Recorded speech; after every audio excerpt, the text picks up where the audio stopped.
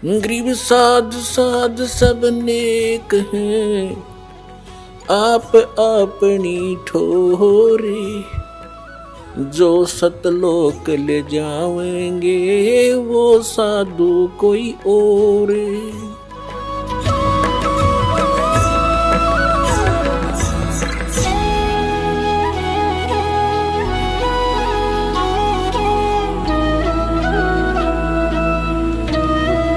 अब प्रसंग चल रहा है कि फिर जब भक्ति मार्ग पर चल पड़ते हैं, घना सामान धर के सिर पर नहीं चला जाता है, ये परंपराएं हटानी पड़ेंगी। और जैसे भगवान रखे न्यो रहना पड़ेगा। जैसे कर का जहर का रंग हो रही हो, कहो कौन तीस खावे राम रंग हो रही हो। अब रंग का बंका झोंपड़ी में रहते थे, वृद्ध हो गए थे, और क्या करते थे, जंगल से लकड़ी तोड़कर लाते थे, उसको बेचकर अपना खाने जोगा रखकर बाकी गुरुदेव के चरणों में भंडारे में लगा देते थे। एक दिन नामदेव जी गुरुदेव यानी कबीर परमात्मा गुरु रूप में आए हुए थे। उनसे कहने लगे, गुरुदेव आपके दो तीन भक्त हैं, कितने निर्धन हैं, इनको कुछ धन दे दो, इनका टाइम भी पास हो जा, भक्ति भी गणी कर ले। अब परमात्मा ने सोचा कि नामदेव तो बड़क है, कति श्रद्धा बतेरी है, पर इसमें विवेक बना नहीं।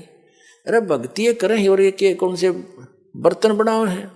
वहाँ से लकड़ी तोड़ी, वहाँ तक लकड़ी तोड़ने जाते हैं तो मंत्र करते जाते हैं, लकड़ी तोड़ के सिर पर धरी मंत्र करते आते हैं। भक्ति मत बाधा है नहीं।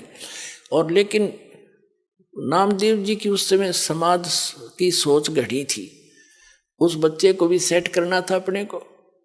तो परमात्मा ने कहा, भाई ठीक है, चल धन दे देता हूँ, पर मैंने कोशिश बहुत करी है भाई, ये रखते नहीं धन ने, मैं देता हूँ, ये सारा दान कर देते। नो बोला जी ना दान दो, पैसे दो, बोला ये लेते नहीं और ना मांगते कभी मेरे तय। पर रामदेव ने कहा, जी आप तो बिन मांगे भी दे देते हो। अक भाई दे तो दूंगा, पर ये लेते नहीं मेरे से। अब नामदेव जी के गला उतरा नहीं, भाई इतने दुखी हो रहे, क्यों ना लेंगे, पैसा तो ले ही लेंगे ये। कबीर साहब बोले, परमात्मा बोले गुरुदेव रूप में कि अच्छा भाई आज इनको वो पैसे देते हैं। गहने ले लिए, गहने आभूषण सोने के चांदी के अच्छे 2-3 किलो एक थैले में लेके नामदेव और गुरुदेव दोनों उस रास्ते में खड़े हो गए, झाड़ के आड़ में ओट में, जिससे वो दोनों रंका और बंका लकड़ी तोड़कर लाते थे। अब रंका तो आगे चल रहा था, बंका थोड़ी पीछे रह गई थी। थोड़ी फैसला था अपने सफर में थोड़ा बहुत, यानी 100-200 फुट का। तो उससे परमात्मा ने क्या किया कि जिस रास्ते से वो आ रही थी वहां पर वो आभूषण डाल दिए और उस झाड़ के पीछे जाकर दोनों छुप गए। अब आगे आ रहा था रंका, उसने देखा गहने पड़े हैं, और औरत जो है गहनों को देखकर लालच में आ जाती है, कहीं बंका अपने कर्म ना बिगाड़ ले। उसने पैर के साथ उस पर मिट्टी डालनी शुरू कर दी, सिर पर लकड़ी थी, पैर से रेता डालना शुरू कर दिया। अब बंका ने देखा मेरे पति रुक कैसे गए, कोई पैर में क्या हो गया इनको। उन्हें ध्यान से देखा, ये तो आभूषणों पर मिट्टी डाल रहा है। वह भी समझ गई इस बात ने। वो कहने लगी कि चलो चलो आगे, क्यों मिट्टी पर मिट्टी डाल रहे हो, आगे चलो। अब दोनों छोड़कर आगे चले गए अपना। तो परमात्मा बोले, नामदेव देख लिया तने, ना लेते मैं क्या करूं भाई। अपने आत्माओं एक दिन क्या हुआ, सत्संग चल रहा था, गुरुदेव सत्संग फरमा रहे थे, और रंका और बंका दोनों पति पत्नी सत्संग में विद्यमान थे, चर्चा चल रही थी। अकेली लड़की घर पे थी, झोंपड़ी में बाहर बैठी थी चारपाई पे वृक्ष के नीचे। झोंपड़ी में आग लग गई, सारे कपड़े वपड़े वो सारे जल जला गए। लड़की भागी आई, अब पिताजी माताजी क्या हो गया, आग लगी झोंपड़ी में, सारा कुछ स्वाह हो गया। बेटा और के बच गया, एक चारपाई बच गई, बाहर रखी थी, मैं बैठी थी। न बोले उस चारपाई ने भी उसमें डाला बेटा है, वह भी जल जा खत्म हो। भक्ति में बाधा तो ना बनेगी, आग लगी तो बाधा हुआ, उसकी ओर चिंतारा होगी। अच्छा बैठ जा, बैठाएंगे भक्ति सुनाएंगे अपने ठाठ से। तो कहने का भाव पुण्यात्माओं, जब इतनी दृढ़ता आवेगी तो भगवान दूर नहीं है। बहुत से प्रमाण उस मालिक ने स्वयं बना दिखाए हैं। अब क्या बताते हैं, जो प्रसंग इस आज के सत्संग में बहुत से प्रश्न हल होंगे आपके। जैसे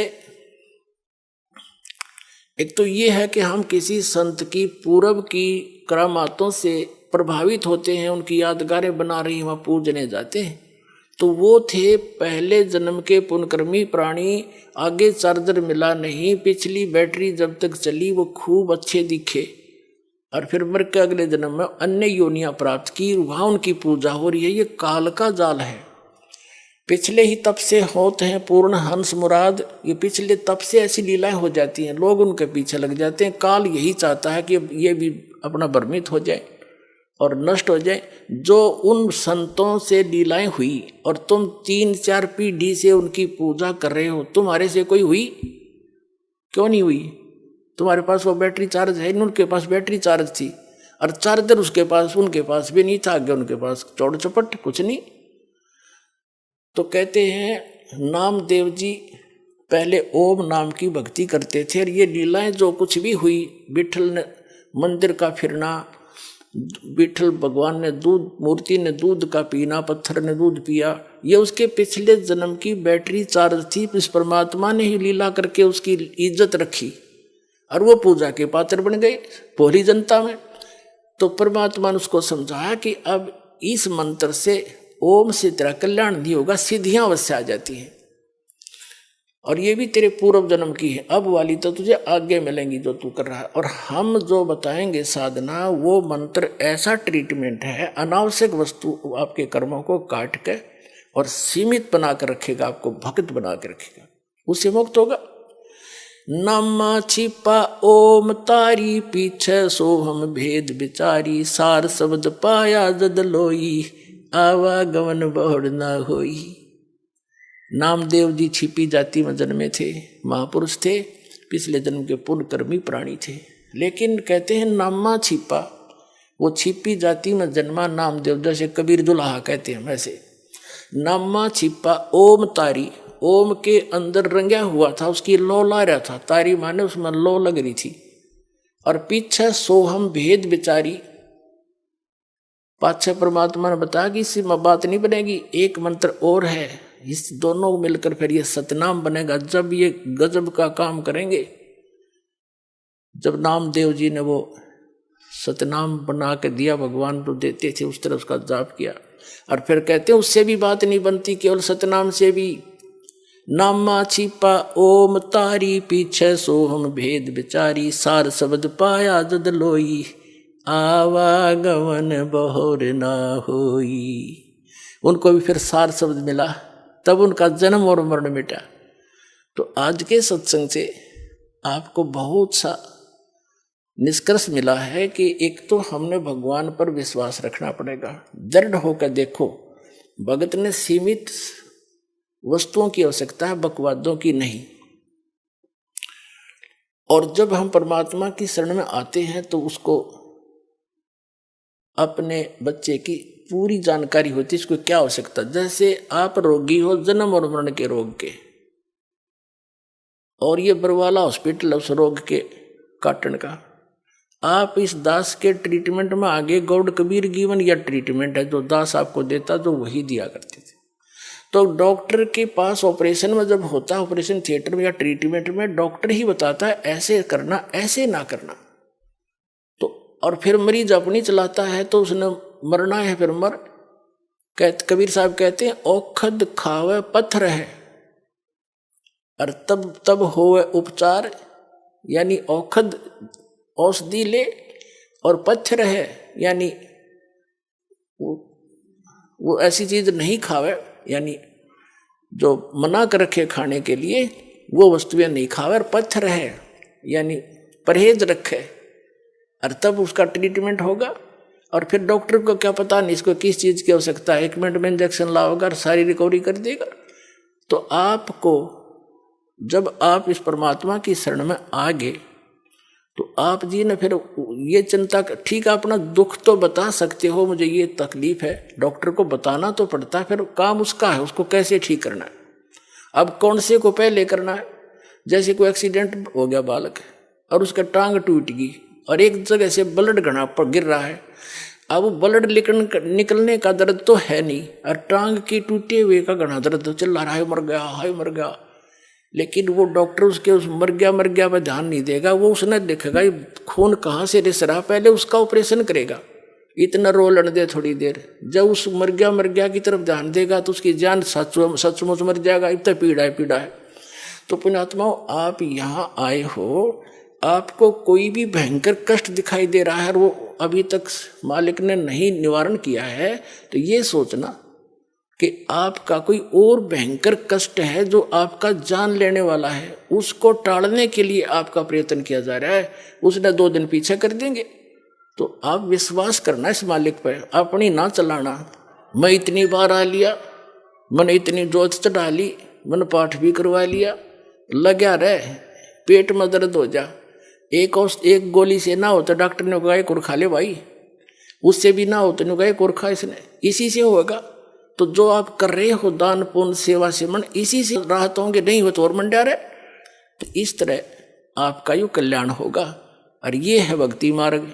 इस पर इस तरह चलोगे तो परमात्मा आपको हथेली पर रखेगा। पुण्यात्मा सत्कर्म मान लेना। बोलो सतगुरुदेव।